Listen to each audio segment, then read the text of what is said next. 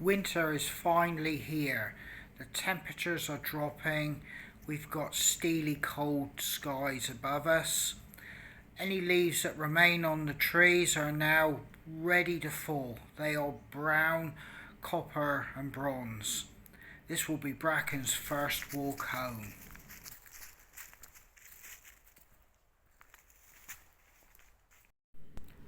The lanes are quiet and the sun is beginning to set. Me and Bracken now start hurrying and rushing home.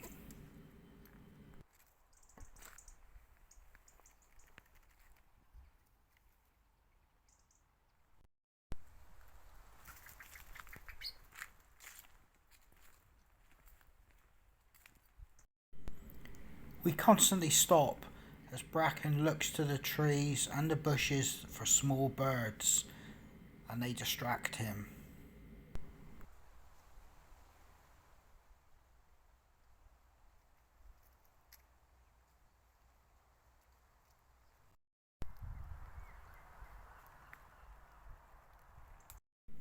With encouragement, Bracken now picks up the pace towards home.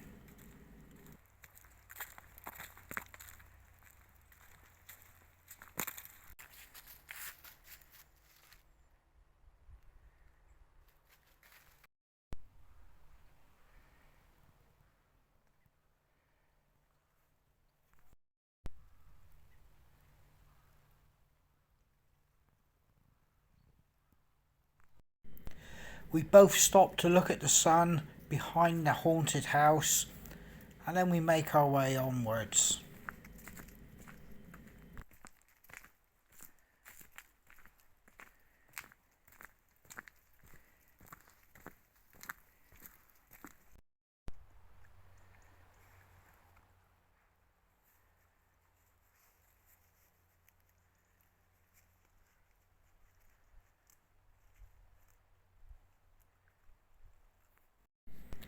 Parts of the lanes that never got any sunlight during the day still have ice on the roads, and Bracken finds it amusing trying to walk across it.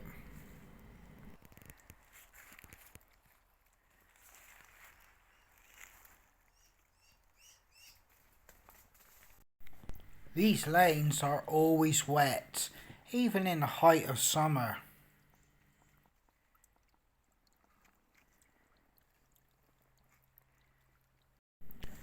Bracken can't resist the gateway, and he always ends up pulling towards it to have a look.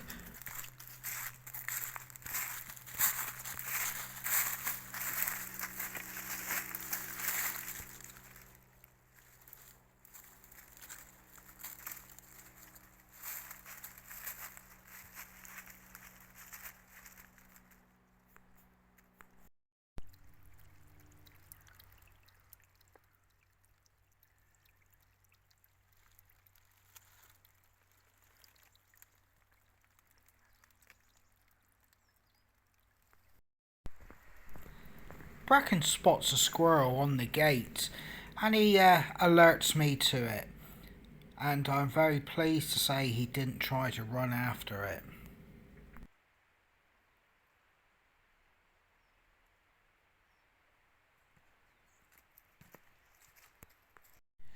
At the bottom of the valley, everything had a thin coat of ice and frost, and this was still there from this morning.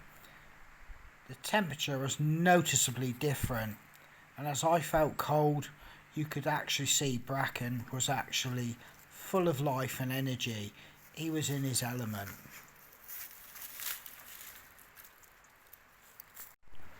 This river had been in full flood only a week or two ago, and we still had the leftover trees that had been swept down from upriver, pushing hard against the bridge.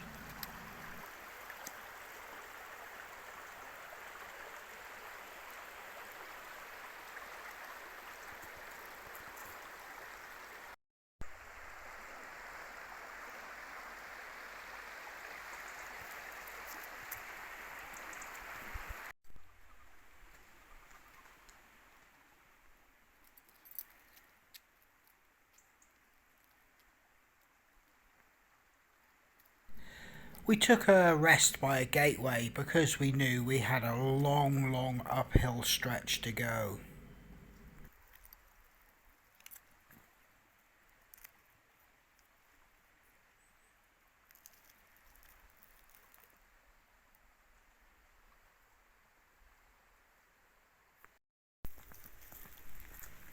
For Bracken, there is always something to sniff and stop and investigate. The world is still relatively new for him, and it may be annoying for me on occasions, but for him everything is just one big fun fair.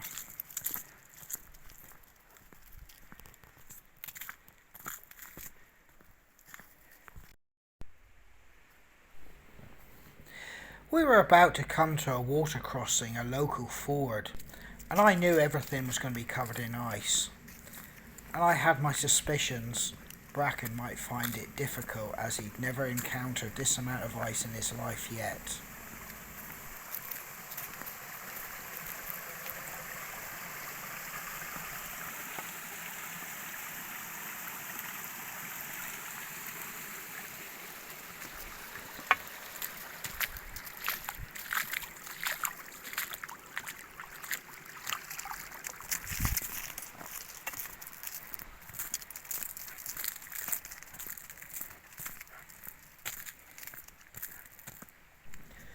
Safely across the ice, it was time to start investigating the hedgerows again.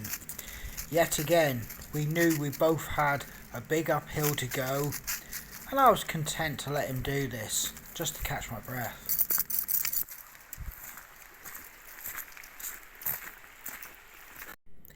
His nose could obviously smell deer tracks, somewhere deers had been making their way up into the other parts of the forest. And I'm sure if he was off the lead, he would have galloped off after them.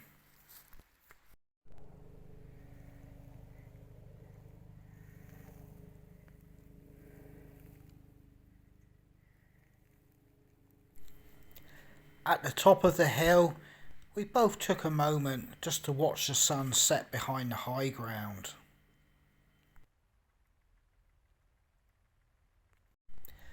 From here it was all downhill to home.